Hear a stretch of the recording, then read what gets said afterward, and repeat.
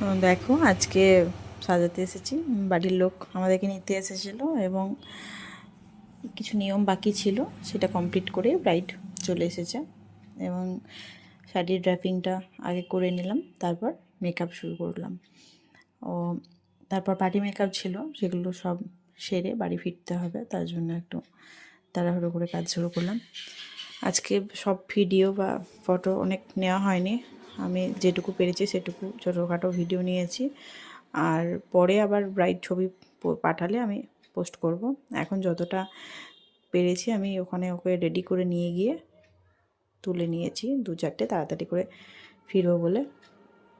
তোমাদের আমার কাজটা কেমন লাগে আমাকে কমেন্ট করে একটু জানিও।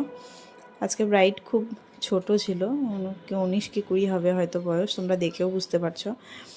তো আর খুব ভালোও ছিল, খুব মিষ্টি। তারপর কাজ সেরে বাড়ি ফিরলাম এবং তোমাদের আমার কাজ কেমন লাগে আমাকে একটু প্লিজ কমেন্ট করে জানিও। তোমাদের যদি কোনো স্পেশাল দিনে সাজতে হয় তো আমাকে নাম্বার দেওয়া থাকলেও বুক করে নিও। টাটা।